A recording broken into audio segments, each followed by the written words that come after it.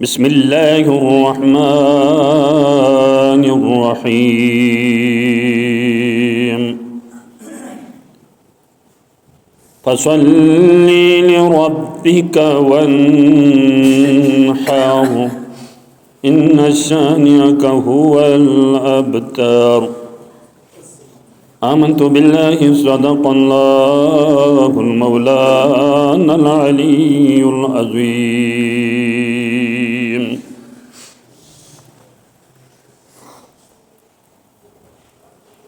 درگاہ صمدیت میں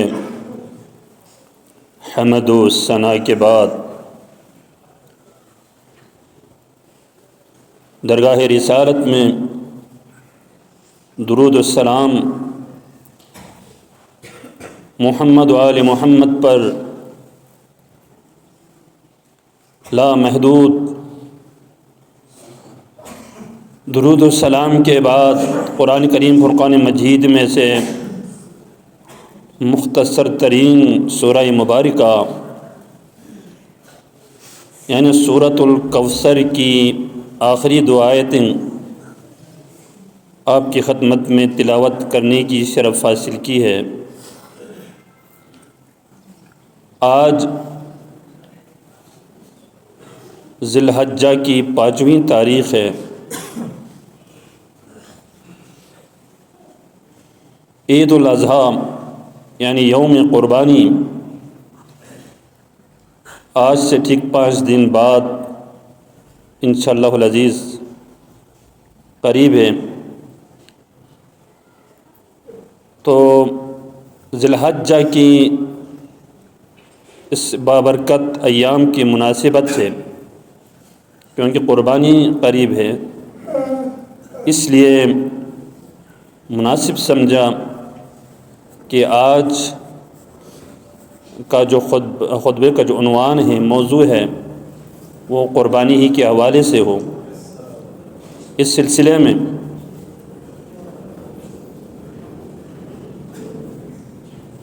آج کی خطبے کے لیے جو موضوع منتخب کی گئی ہے وہ ہے قربانی کی تاریخ۔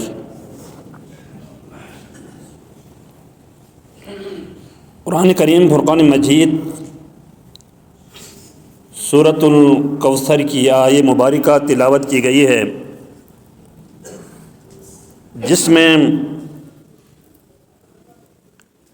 اللہ تبارک و تعالی اپنے پیارے حبیب محمد مصطفیٰ صلی اللہ علیہ وآلہ وسلم سے مخاطب ہوتے ہوئے ارشاد فرماتے ہیں فَصَلِّ لِرَبِّكَ وَانْحَرْ، اے میرے محبوب میں نے آپ کو جو اولاد کثیر یا خیر کثیر عطا کر دی گئی ہے جس کے شکرانے میں محبوب تو اپنے رب کے لیے نماز پڑھ اور قربانی دے دو۔ مومنین گرامی، قربانی ایک عظیم عبادت ہے۔ شعائر اسلام میں قربانی ایک عظیم شعار ہے اور سنت ابراہیمی ہے، ساتھ ہی سنت نبوی صلی اللہ علیہ وآلہ وسلم بھی ہے۔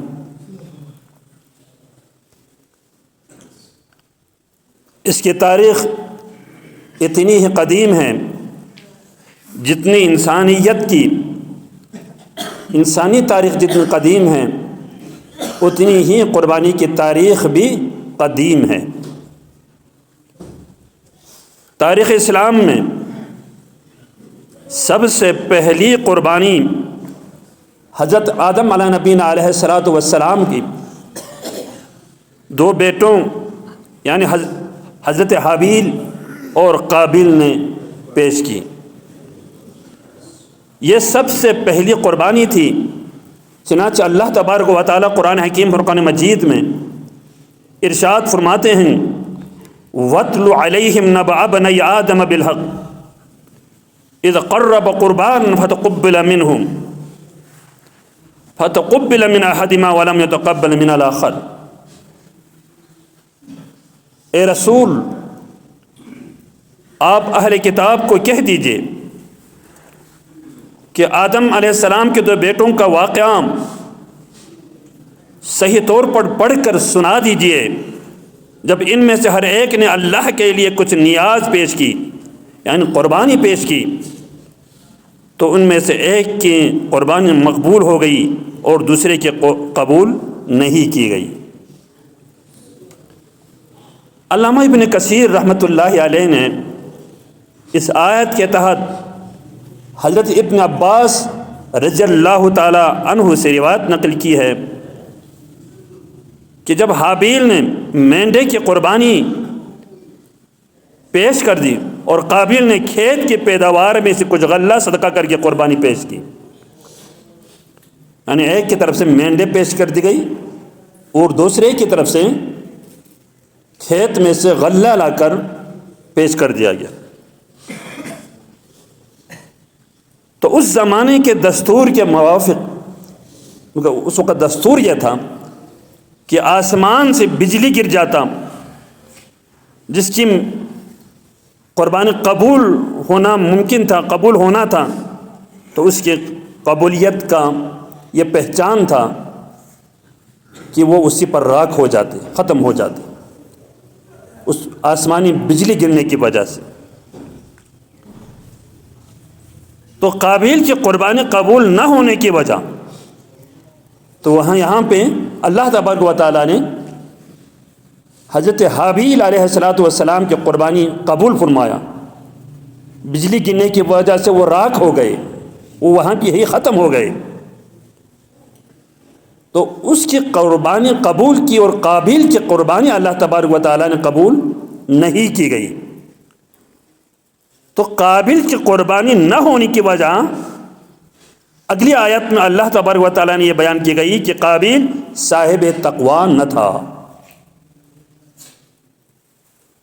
قربانی قبول ہونے یا نہ ہونے کی شرائط میں سے ایک یہ ہے کہ انسان کے اندر، قربانی دینے والے کے اندر، وہ صاحب تقوی ہونا شرط قرار دیا گیا۔ اور قابیل کی قربانی یہاں پہ اللہ تبارک و تعالیٰ نے قربانی ان کی قبول نہیں کی گئی، جبکہ حضرت حابیل علیہ السلام کی قربانی اللہ تبارک و تعالیٰ نے قبول کی۔ چنانچہ قرآن میں فرماتا ہے کہ قال انما يتقبل اللہ من المتقین، اللہ تو صرف پرہیزگاروں کی، یعنی صاحب تقوی لوگوں کی قربانی قبول کرتا ہے۔ تو اس واقعے سے معلوم ہوا کہ قربانی صرف جانور ذبح کرنے کا نام نہیں، بلکہ اخلاص، تقوی اور اطاعت الہی کا نام اصل قربانی ہے۔ قربانی کی قبولیت کے بعد عالم بشریت میں پہلی جنگ ہوئی، یعنی قابیل نے حضرت حابیل کو دھمکی دی اور پھر قتل کر کے خسارہ والوں میں داخل ہو گیا۔ چنانچہ قرآن کریم میں رب ذوالجلال ارشاد فرماتے ہیں، سورہ مائدہ نمبر 30 ہے، اللہ تبارک و تعالیٰ فرماتے ہیں فَطَوَّعَتْ لَهُ نَفْسُهُ قَتْلَ أَخِيهِ فَقَتَلَهُ فَأَصْبَحَ مِنَ الْخَاسِرِينَ۔ یعنی بالآخر قابیل نے حضرت حابیل کے نفس کو اپنے بھائی کو قتل کر دیا، اور وہ خسارہ اٹھانے والوں میں سے ہو گئی، نقصان اٹھانے والوں میں سے ہو گئے۔ قربانی کا یہ طریقہ، یعنی کوئی چیز، جانور یا غلہ وغیرہ کسی جگہ پر رکھ دیتا اور آسمان سے بجلی گر کر وہ ختم ہو جاتا، جو قربانی قبول ہونا تھا اس کی قبولیت کا یہی پہچان تھا کہ وہ چیز جو ہے نا وہیں پہ راکھ ہو جاتے۔ تو یہ طریقہ، یہ سلسلہ سابقہ انبیاء علیہ السلام کے شریعتوں میں، اکثر انبیاء علیہ السلام کی شریعتوں میں موجود رہا، حتیٰ کہ حضرت عیسیٰ علیہ نبینا علیہ السلام کی بعثت تک یہی سلسلہ جاری رہا، جس کا طریقہ یہی تھا کہ قربانی ذبح کی جاتی اور وقت کے نبی صلی اللہ علیہ وسلم دعا مانگتے اور آسمان سے خاص کیفیت کی آگ اترتی اور اسے کھا جاتی، جسے قبولیت کی علامت سمجھا جاتا تھا۔ قرآن کریم فرقان مجید میں اسی کی طرف اشارہ کرتے ہوئے اللہ تبارک و تعالیٰ فرماتے ہیں کہ الذین قالوا ان اللہ عہد الینا الا نؤمن لرسول حتی یاتینا بقربان تأکلہ النار۔ یہ لوگ ایسے ہیں جو یوں کہتے ہیں کہ اللہ نے ہمیں حکم دے رکھا ہے کہ ہم کسی رسول کی اس وقت تک تصدیق نہ کریں جب تک وہ ہمارے پاس ایسی قربانی نہ لاتے کہ اس کو آگ کھا جائے۔ تو مختلف انبیاء علیہ السلام کے جو امتی وہ اکثر ڈیمانڈ کرتے اپنے پیغمبر سے، اپنے نبی سے کہ اگر حق اور سچ کے ساتھ آپ اگر اللہ کا نبی ہے تو آپ قربانی پیش کر دیں، وہ قربانی مانگتے۔ تو یہ سلسلہ حضرت عیسیٰ علیہ السلام کی شریعت میں بھی موجود تھا۔ بہرحال قربانی کا جو تصور ہے وہ تقریباً ہر دین و ملت میں کسی نہ کسی شکل میں پایا جاتا ہے، مگر اسلام نے اسے سب سے زیادہ پاکیزہ، متوازن اور روحانی انداز میں عطا فرمایا۔ ہندو مت میں بھی قربانی کا جو تصور ہے وہ اب بھی موجود ہے۔ وہ معصوم انسانوں کو ان کی بھینٹ اپنے بتوں کی بھینٹ چڑھا جاتے۔ قربانی کی یہ تصور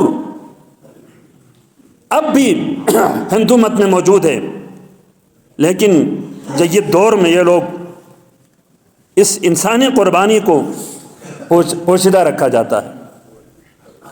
قبل از اسلام مصری لوگ دریائے نیل کی روانی برقرار رکھنے کے لیے ایک خوبصورت کنواری دوشیزہ کو زیورات سے سجا کر دریا کی نذر کر دیا کرتے تھے۔ یہ قبیح رسم، یہ فعل بد اسلام کی آمد کے بعد حضرت عمر رضی اللہ تعالیٰ عنہ کے دور میں جو ہے نا اس کو ختم کر دیا گیا۔ نہیں تو ہر سال جب بھی دریائے نیل خشک ہو جاتا وہ ایک خوبصورت دوشیزہ کو وہاں پہ دریا کے نیل برد کر دیے جاتے تھے۔ یہ ان کے قربانی کا طریقہ تھا۔ یہود جب ان کے پیغمبر ان کو قربانی کا حکم دیتے تھے تو وہ آبادی سے باہر قربانی کے جانور کو پہاڑ یا کسی اونچی جگہ چھوڑ دیتے۔ پیغمبر کی دعا سے تھوڑی دیر کے بعد ایک خاص آگ اتر کے اسے جلا کر رکھ دیتی تھی۔ یہ سلسلہ یہود کی دور میں جاری رہا۔ قدیم یونانی میں بھی انسانی قربانی کے قائل تھے۔ یہ قربانی کے لیے بچے، نوجوان، مرد اور عورتوں کو استعمال کرتے تھے۔ روم کے صوبہ شام کے شہر دومت الجندل کے لوگ ہر سال خاص انداز سے ایک شخص کا انتخاب کرتے اور اپنے خداؤں اور بتوں کے حضور اسے قربان کر دیتے، پھر اس کا جسم قربان گاہ کے قریب دفن کر دیتے تھے۔ عرب کے بہت سے قبائل جب کسی جنگ میں کامیاب ہو جاتے تو مغلوب قوم کے اموال لوٹ لیتے، ان کے لوگوں کو قیدی بنا لیتے۔ اس فتح کے شکرانے میں جو کام سر انجام دیتے ان میں سے ایک یہ تھا کہ قیدیوں میں سے خوبصورت ترین شخص کو اپنے بتوں کے حضور قربان کر دیتے۔ اس کے خون کو کامیابی کے تسلسل کے لیے اپنے سر اور چہرے اور جسم پر مل لے جاتے۔ اسلام سے قبل مشرکین مکہ بھی قربانی کیا کرتے تھے۔ یہ قربانی سنت ابراہیمی کے مطابق جانوروں یعنی اونٹ، بھیڑ، بکری وغیرہ کی بھی کی جاتی تھی۔ تو اس کے علاوہ عرب خصوصی منتیں مان کر بھی اولاد کی قربانی دیا کرتے تھے، اپنے بچوں کی، اپنے بیٹوں کی قربانی دیا کرتے تھے، جیسا کہ ہمارے آقا محمد مصطفیٰ صلی اللہ علیہ وآلہ وسلم کے والد محترم حضرت عبداللہ رضی اللہ تعالیٰ عنہ کی قربانی کا واقعہ بہت ہی مشہور ہے۔ جب حضرت عبد المطلب زمزم کا کنواں جو گمنام ہو چکا تھا، اس الہام الہی سے نشاندہی ملنے کے بعد کھودنے لگے تو انہیں دشواری ہوتی دشواری ہوئی تو انہوں نے منت مانی کہ اگر میرے 10 بیٹے ہوں تو ان میں سے ایک کو اللہ کی راہ میں قربان کر دوں گا۔ ان کے بیٹے ہوئے تو انہوں نے قرآن دازی کی جس میں حضرت عبداللہ رضی اللہ تعالیٰ عنہ کا نام نکلا جو ان کے چہیتے بیٹے تھے۔ حضرت عبد المطلب انہیں قربان گاہ کی طرف لے گئے تو ان کے بھائیوں ان قبیلوں کے دوسرے لوگوں کے اصرار پر حضرت عبداللہ اور 10 اونٹوں پر قرعہ ڈالا گیا، مگر نام حضرت عبداللہ ہی کا نکلا۔ پھر تعداد بڑھائی گئی مگر ہر بار قرعہ میں نام حضرت عبداللہ علیہ السلام کا ہی نکلتا۔ آخر کار 100 اونٹوں پر قربانی ڈالا گیا تو اونٹوں پر قربانی قرآن نکلا۔ اس کے بعد حضرت عبداللہ رضی اللہ تعالیٰ عنہ کی جگہ 100 اونٹوں کی قربانی دی گئی اور حضرت عبداللہ رضی اللہ تعالیٰ عنہ محفوظ رہے۔ یہ واقعہ طبقات ابن سعد میں بھی ہے اور سیرت ابن حشام میں بھی یہ واقعہ بیان ہو چکا ہے۔ قربانی کی اصل اور خاص شناخت حضرت ابراہیم و حضرت اسماعیل علیہ السلام کے واقعات سے ہوتی ہے۔ حضرت اسماعیل علیہ السلام حضرت ابراہیم کے بڑے صاحبزادے تھے۔ آپ حضرت حاجرہ کے بطن سے پیدا ہوئے۔ حضرت ابراہیم علیہ السلام نے اللہ تعالیٰ کے حکم سے حضرت حاجرہ اور ننھے اسماعیل کو اس بنجر اور ویران علاقے میں چھوڑ دیا جس سے اب مکۃ المعظمہ کہتے ہیں اور جو مسلمانوں کا قبلہ بھی ہے۔ جب ابراہیم علیہ السلام کا بیٹا اس قابل ہو گیا کہ باپ کے ساتھ چل کر ان کے کاموں میں مددگار بن سکے تو حضرت ابراہیم علیہ السلام نے کہا اسماعیل سے قد فلما بلغ معه السعي قال يا بني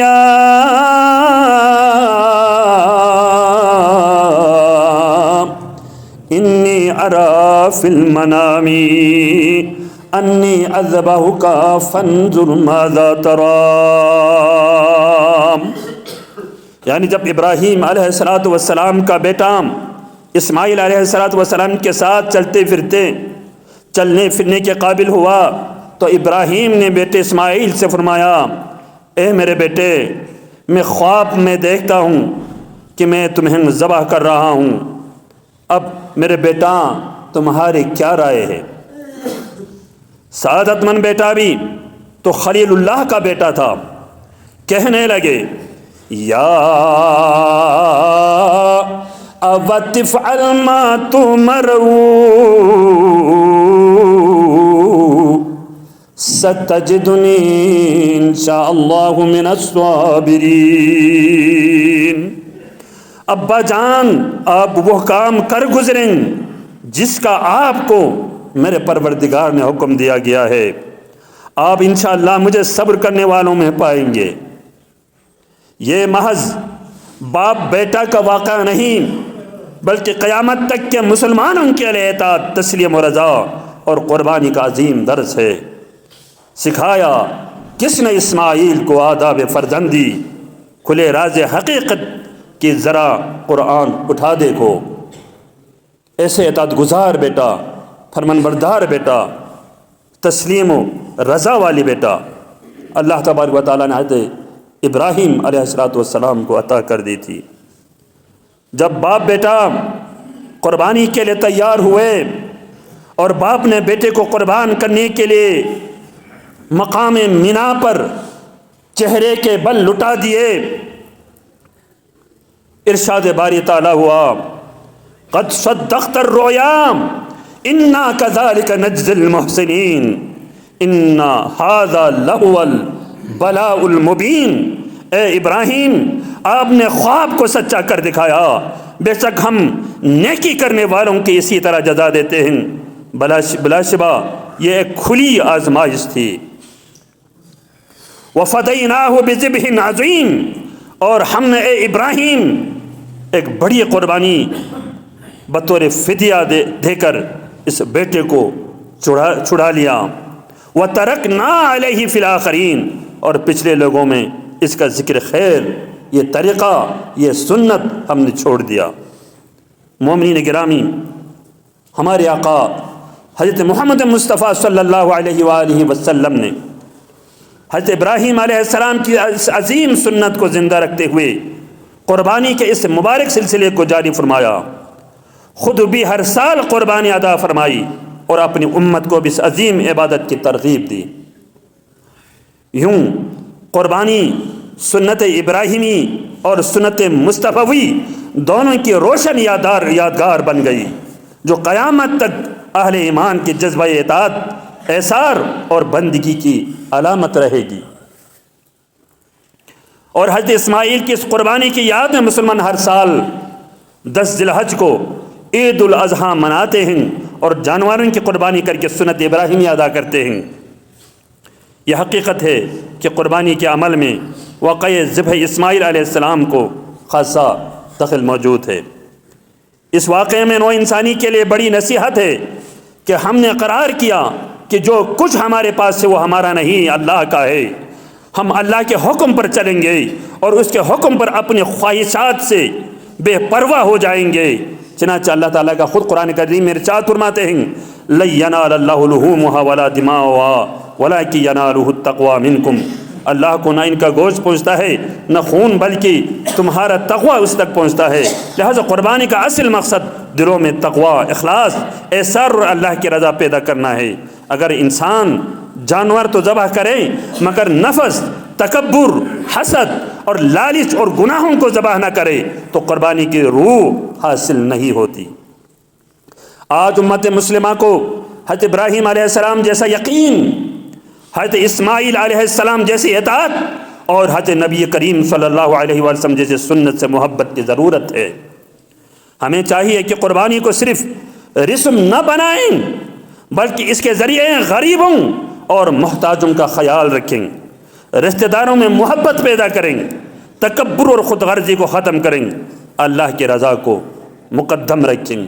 اللہ تبارک و تعالیٰ سے میری دعا ہے کہ اللہم تقبل منا قرباننا وعبادتنا واجعلنا من العبادیة المخلصین وارزقنا حبک وطاعتک واتباع سنت نبیک الکریم وصلی اللہ تعالی علی خیر خلق محمد وآلہ اجمعین۔